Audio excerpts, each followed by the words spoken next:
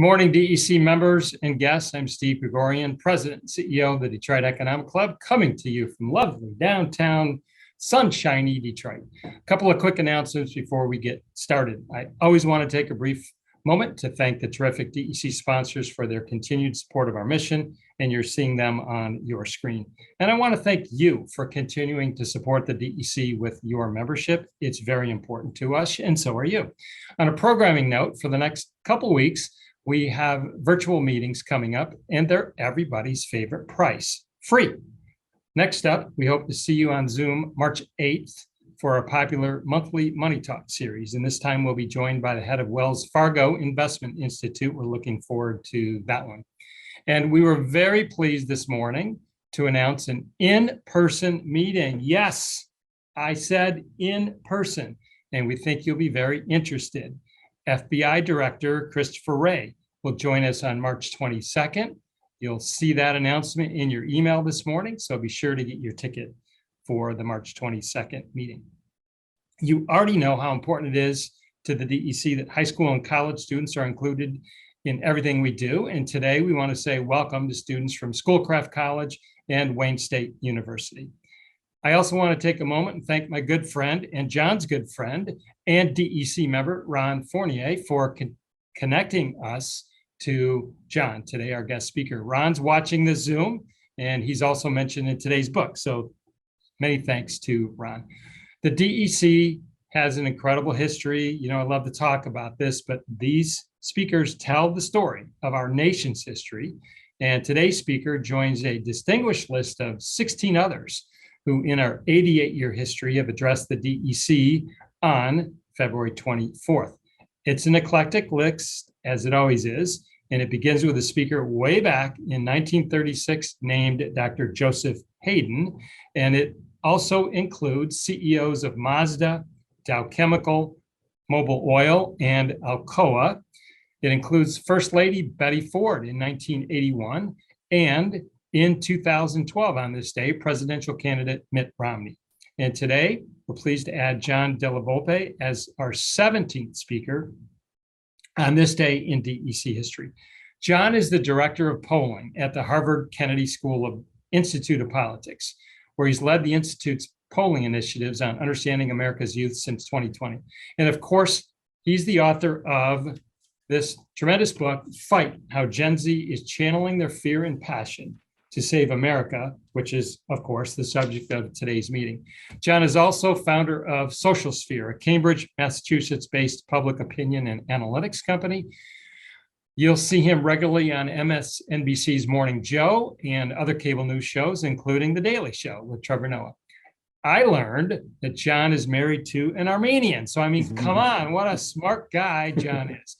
So we're so pleased, John, that you could carve some time out for us today from Boston. Let's say hello and welcome John to the Detroit Economic Club. Ich beiße, Steve. One thing I know in Armenian, thank you so much for having me. And Ron, I really appreciate all of your guidance over the years and certainly your connection to Steve and the club. Thank you. That's great. Before we get started, I have a really important question. John, are you a Red Sox fan? Born and bred Red Sox. Yeah, I've actually witnessed a couple of World Series in person, thankfully, the last few years, Steve. Well, can you please give us back JD Martinez? Maybe we'll make a trail. Let's see how the book sales go in Detroit. We'll talk about it offline. All right, good. I want to set up our talk, John, with some context. Gen Z has been faced with an onslaught of turmoil, destruction, and instability unprecedented in modern history. And as a result, they're more stressed, anxious, and depressed than previous generations. It's a phenomenon which you document heavily through decades of interviews and meetings with groups of young Americans. But as you write, they have not buckled under this tremendous weight. On the contrary, they've organized around issues America has left unsolved: gun control, racial and environmental justice, to economic equity. They have become more politically engaged and have shown a unique willingness to disrupt the status quo. So, John, let's start there. And I'm going to ask you to first define Gen Z demographics for us, and then tell us about the current events Gen Z has lived through. Great. Thanks, Steve. So I'm not the kind of person who has like hard and fast rules for when a generation begins and ends. Generations are something that kind of, you don't choose them, they choose you. It's based upon this kind of this collective experience of growing up together. So we kind of collectively define Gen Z as young Americans, roughly, between the ages of 11 and 12 and in the mid 20s, 25, 26 years old or so, basically middle school through recent college graduates. They represent about 70 million Americans today, and they are the most educated and the most diverse kind of generation we've ever seen. Terrific. Now, and as you said, they've grown up with like the significant amount of trauma, and I think to really kind of understand how they've developed these values, there are 4 or 5 key events in their short lifetimes that I think that have influenced them. Okay, so the first of which wasn't even a Gen Z-led event, but I did think it had tremendous impact on them, which is Occupy Wall Street and the call to fight for a more fair capitalism. That's one. The second of which was the presidential campaign of 2016, and whichever person succeeded in 2016 succeeded Barack Obama. That would be a transformative figure in young Americans' politics too. The third event, 2018, really 2017 and 2018, the Las Vegas and then the Parkland shootings. Third event. The fourth event, on the heels of the Parkland is the school strikes for climate change and what Greta Thunberg did. And the fifth event is George Floyd and the march for racial justice. By the way, all of those things before even COVID. I haven't mentioned COVID yet. We're going to get into some of those. I do want to ask you about a moment from a focus group that really stuck with you. And quite honestly, it hit me like a ton of bricks too. You asked what older generations do not understand about Gen Z, and you quote a participant who described walking into a classroom. Yeah, and this, so every summer, Steve, when the spring semester ends, I spend several months traveling the country and talking to small and larger groups of young Americans, high schoolers, all the way through, through folks graduated college and starting their professional careers. And I would often ask the same questions over the last 20 years, like, what don't we understand as older folks about your generation? And this one young woman from Ohio said, listen, the way, especially this time of year, the way you and your friends likely think about taxes and bills and the pressure today of the stock market, that's the way we think about living and dying every single day we walk into a room like this, right? Which was basically, I think it was like an auditorium sort of thing at Ohio State University. But that sense of insecurity has pervaded their entire existence. The first place that was outside the home we're supposed to feel safe, one of the first places should be school, and they never had that opportunity for that. And that did stick with me as well, Steve. John, so many business people on this Zoom either manage Zoomers or market to Zoomers. We have to talk about the mental health issues resulting from events like you just described. So one thing that staggered me in the book, nearly half of Gen Z suffers from depressive symptoms requiring professional treatment today. Talk about that. Yeah, so it was those kind of conversations, right, where I heard the fear, the stress, anxiety, that led me to try to measure that, right? Those are anecdotal. I tried to measure it. We've done it several times in the Harvard a youth opinion poll. We found using a 9-series diagnostic, that a majority of younger people, 18 to 29 years old in our survey, indicate that more than half the days in the last 2 weeks, they've suffered from a feeling of hopelessness, depression, anxiety. Part one. 26%, half of that number, which is tens of millions of young Americans, say those symptoms are so bad they've considered multiple times in the last few days, basically, thoughts of self-harm or suicide. 6% are dealing with that every single day. And Steve, it transcends, socioeconomic, education, political affiliation. It's just something that is frankly, an endemic or a pandemic, frankly, I don't think it's just in the US. I think these are issues that folks are dealing with around the world. Pretty staggering. You found something else startling to me when you asked Gen Zers what unites them. And, I've been asking that question for many, many years. And I kind of developed the first decade of my research with a significant sense of optimism in themselves, that there was still opportunity inside or outside the system. There was this sense of opportunity. Now, what I hear is fear. And it doesn't matter if I've been to Detroit and around Detroit many times having conversations like this. I could be there, I could be on the West Coast or the South or wherever. I hear fear, fear not just for themselves, but fear for others, right? Fear for those more vulnerable populations, for their health, for their safety, for their future, for the children's future when it's around climate. So this is just this continued weight that younger people are kind of carrying. I was recently doing a similar sort of exchange when I was asked to define a couple of adjectives around Gen Z, and one of the Gen Z activists with me said exhausted too. So they're fearful about their future, and then they're also kind of exhausted because so many of them are in this constant struggle. I want to switch gears a bit and talk about Gen Z and capitalism. And in your book, you write, Gen Z is connecting the dots between political and economic policy decisions, and that free market capitalism is under renewed pressure as a result. So, John, why the pressure, and where is Gen Z in the capitalism versus socialism debate? So, Steve, as I mentioned, the Occupy Wall Street movement was kind of a gift, right, from the older silent generation, actually, to millennials. But this was the lens of which Gen Z kind of grew up in, right, from a political lens, right? They were 12, 13 years old when they were kind of seeing the images of Occupy Wall Street, the 1% versus the 99%, part one. They also saw their parents during this time, again, significant levels of insecurity financially. 80% of folks lost 20% of their wealth, millions lost their homes. We're still seeing the mental health ramifications, especially for young boys of this time.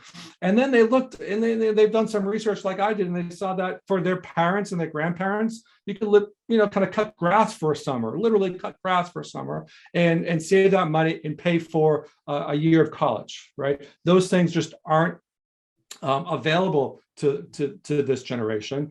And they've got serious concerns, not whether capitalism should exist, but what is a modern version of capitalism, and what do we collectively need to do to basically open it up and make it more fair and more just for folks. So it's because they don't support the way capitalism is practiced today, doesn't mean they're socialists. In fact, when I show definitions of capitalism, support goes up in my surveys. When I show definitions of socialism, support goes down. What they're looking for very, very quickly is what they think about kind of a Rooseveltian style capitalism, a TR and an FDR, a TR in his square deal, right? And breaking up the big institutions and the monopolies that are standing in the way of entrepreneurship and progress, and the FDR approach, right? That uses government to provide infrastructure for those who could need that. So they are pro-capitalism. They just want to see a better, more modern and more fair version. I want to get your thoughts on Gen Z and the American dream. So for my generation, probably previous and subsequent to mine, the American dream was to own a house and raise a family. That's not Gen Z's American dream today. What is it? So in real time, there, I would ask this question and people would say, my dream would be to be able to, this is a school teacher. Yeah, be able to afford a house without finding 3 random roommates on the internet, right? Number one, afford something and have enough money left over for therapy. Okay, like that's kind of how they're thinking in real time, right? Beyond that, I think they really prize flexibility, and of course they want to own a home, but they have a fairly, like, the way we would think of it is fairly kind of a modest, I think, view of this, right? They want to feel like they're giving back, and they have a role kind of in the kind of larger community. I really think like success of this generation will be more about, the bonds that they make rather than the things that they buy or acquire over their lifetimes. Good, folks. I want to remind you, we're going to get to your questions that you can submit in the Q&A section in the final few minutes with John. This is his book. You'll find the link to purchase it in the chat room. It's a very interesting read. So, John, you've got a section in the book all about, it's titled 6 Minutes in Parkland. But I want to go back to a thesis you present in your intro. Gen Z will change America more than growing up in America will change them. And one of the places we see this in practicality is in their activism. So you spent some time in this chapter on the very tragic Parkland shooting and how students used social media for the first time to rally their generation. Talk about that. They use both traditional as well as social media, Steve, right? And this was, a lot of, kind of unique factors, I think, kind of went into kind of the events surrounding Parkland. But, David Hogg, who's a student of mine now at Harvard, one of the reasons his family chose Parkland was because of their TV and media resources as a high school student, right? So he was always focused on telling stories. That's one of the reasons he moved. He wanted to be in Parkland, right? So he was actually filming and recording as much as he could during that horrible 6 minutes. After things, were trying to be settled down at home, his sister was, had lost friends, was inconsolable. He insisted on going back out to the scene, finding a camera, it was Laura Ingraham on Fox TV. He insisted that this is the moment where he challenged all of us, not just for thoughts and prayers, but to actually do something. And he began to lay the framework that if we're going to change the system, it's going to take young people as was older generations, we need to challenge the system. They then went and they realized that the one tool that they had access to that they inherently understood better than the rest of us was social media, right? And telling their stories, and really almost like in a therapeutic way. And we know that over the next couple of hours, actually, Emma Gonzalez went from 0 followers on Twitter to more than the NRA. And she connected her community. She connected other communities of all shapes and sizes and looks across the country, and also clearly made an impact around the world as well. They don't understand, I don't think, that they've created more change than they may appreciate. Yes, they haven't gotten what they want out of Washington, D.C., but there are dozens of legislatures and other legislative bodies that are impacting some of the changes that they asked for. I thought this was interesting in the book too. You've done extensive polling on Gen Z and guns. Where are they on guns, and are they anti-Second Amendment? Well, see, that's it. There's a lot of these like potential kind of myths out there that we're trying to bust. No, they actually couple things, right? One is across the board, the last couple of years, Democrats, Republicans, and Independents all feel like we need more strict laws, okay, to govern guns, okay. Democrats, Republicans, Independents, they're all are kind of more likely today than 4 or 5 years ago to believe that, part one. On the other hand, they're in no way against the Second Amendment. In fact, a lot of gun advocates groups are saddened, frankly, in trying by the fact that more young people believe a gun in the home makes you more safe, not less safe, right? So they still believe in the Second Amendment. Many of them still own a firearm, believe it's required to keep them safe. On the other hand, they still believe we should have stricter controls to prevent, mass shootings and school shootings, et cetera. Good. I want to shift to Gen Z and politics. Time magazine wrote that the 2020 campaign dramatically shaped how young voters saw their role in American politics. Tell us about that. Well, I think this is really 2018, Steve, that 2018 midterm election, that was really, I think, the spark, that kind of created kind of my interest in writing this book right now, right? And so for the first part of this conversation, I talked a lot about like the darkness and the fear and the stress and anxiety. But, younger people have, like all of us, have a have a choice, I suppose, right? To turn away or to kind of step in. And younger people have chosen, to step into those fears and try to change the systemic issues they see facing us, not just from the outside, like millennials, but from the outside and the inside. And what that means is that the 2018 midterm election, Steve, we had a record-breaking turnout. Twice as many Gen Zers voted at this part of their lives than millennials, Gen Xers, or baby boomers. Number one, twice as many. Fast forward to 2020 campaign, and if it was only if only people in their 30s, 40s, 50s, 60s, 70s could vote, Donald Trump would have been reelected. It was the vote specifically of younger people in their 20s in Arizona, Michigan, Wisconsin, Pennsylvania, and Georgia, that 20-point margin of the under 30 for Joe Biden was responsible for each of those battleground states flipping and staying blue. And not only that, but the fact that we had another record turnout. More younger people voted in 2020, this last cycle, than even when Obama ran in 2008. It's the first time the majority of younger people voted. So the lesson is they're fixing things both from the outside, but also kind of from the inside. There's an urgency I haven't seen in other generations in quite a while. Let's project to 2024. Gen Z and millennials will likely make up a larger share of eligible voters than even baby boomers. What's the impact here? That's right. So roughly 40% of the electorate will be these two generations. Their values are very much aligned in terms of how they vote. We think about this as, Steve, 50-50 country. It's a 2/3, 1/3 country. It's a, 2/3 of Gen Zers and millennials are thinking one way, have one set of values as it relates to voting, and 2/3 of older voters think another way. So, so younger, so Democrats cannot take them for granted.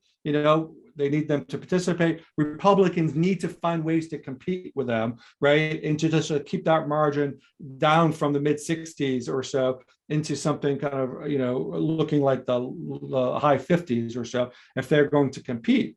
But this is something that is continuing to kind of shape our future, and certainly future politics. Yeah, I really dug into your final chapter called To the Future. So I'm going to have you look into your crystal ball, and you asked the question, what will America look like in 30 years, 2050, as Zoomers raise their families, invent new industries? They'll be leading governance. They'll be taking the helm of our public, private institutions and corporations. And you've got your smart tribe that surrounds you, and you ask them about 2050. Talk about one or two things that caught your attention. Well, a couple of things. One is real quick. I think we'll see this resurgence in civic participation, as we talked about. I also think the purpose of work will change, Steve, right? That companies will need to ensure kind of the social purpose to them if they're going to recruit, attract, and sell to younger folks. I see massive disruption around agriculture and massive opportunities around that. And as I said, I think that the Republican Party needs to kind of reformulate how it's currently being operated if they're going to compete in national elections in the future. You want to take some audience questions? Love to. Good. I'm going to start with very recent events. A DEC member, Derek, asked, given the recent events in Ukraine, how does Gen Z view America's role in the world from a geopolitical perspective? So it's a really great question, and we now have, I think, Steve, the second generation that believes in kind of America's working in concert with other nations and other coalitions to solve problems. Right? So I think the time that President Biden is doing to kind of re-engage and strengthen NATO alliances is something very much kind of aligned with the principles of Gen Z as well as millennials in terms of kind of collaboration. They do, however, question, American exceptionalism, the very fact of American exceptionalism. They question that. Doesn't mean they're not patriotic, doesn't mean they don't love their country. But again, it's been a pretty traumatic time domestically for them. They question that very sense. DEC member Allie asks, she's wondering about the differences between Gen Z in rural versus suburban versus urban spaces? It's a really excellent question. Beyond just kind of geography, I mean, the internet, right, and social media kind of connects everybody regardless of kind of where they are. But when we think about those divides, we're really, I think, talking about level of education, and race to some extent. And yeah, this is still not a post-racial society, honestly. There are 20-point gaps oftentimes in how African American, Hispanic, and white Gen Zers sometimes think about certain issues or certain politicians. It used to be a 40-point gap, right? So the gaps are shrinking, but we still do see these cultural divides.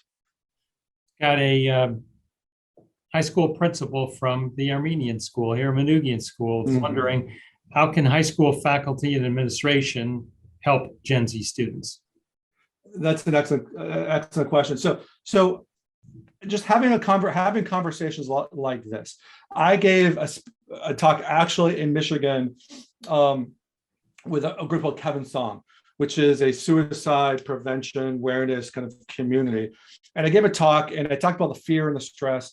And I had to talk about the disquieting of politics. At the end of my talk, I got off the stage and I kind of apologized for talking about politics. And folks said, can't apologize. We need to have conversations, right, about our public affairs and answer the questions that young people have that are adding this additional stress. That's one of the messages from this book, Steve. It was never easy. It has never ever been easy to be a young person growing up, with all the stress and anxiety. But when you add in social media, the lack of context for these events, the more conversations we can have with younger people, trying just to explain things, I think the better will be. One. The other thing is we don't know which person amongst, within our group is going to be the person that a younger person who's depressed or hopeless might turn to, right? And it could be the gym teacher, it could be that homeroom teacher. So the degree to which all members of a community can understand this, we can try to do a better job to help alleviate some of these concerns. Yeah, folks, the book is Fight. Again, the link is in the chat box. It's a terrific read. If you're managing Gen Zers, if you're marketing products, services to Gen Zers, or maybe you've got some living under your roof, it's a good idea to understand what makes them tick. A comment in the Q&A box from Ron Fournier, giving you lots of love and saying hello. I want to make sure you knew he was watching. And let's finish up with one last question that I think will be hopeful and forward-looking. I've heard you say that Gen Z can be this century's greatest generation. Pretty provocative. Why do you feel that way, John? Not taking again this century. So I'm not comparing them to anyone, right? But like I said, they understand the systemic challenges that all of us have, right? Democratic challenges, social challenges, climate challenges, etc. And they just have this sense of justice that extends well beyond themselves in this community. And I've just been, I feel so confident in them and their sense of community and working for everybody. So I hope that this continues, but it's going to require continued support, from folks like us, those on the call, to help continue to kind of keep them in this fight. Last thing I'd say, and this is what I tell every Gen Zer, 70% of young Americans in the 40s stood up to fight against fascism. 70% risked their lives and their families. We need 70% turnout in midterm elections and in presidential elections. If 70% of this generation turn out in elections, right? If everyone who voted brings a friend or two, that's how we can begin to kind of rebuild, I think, our society and make it stronger.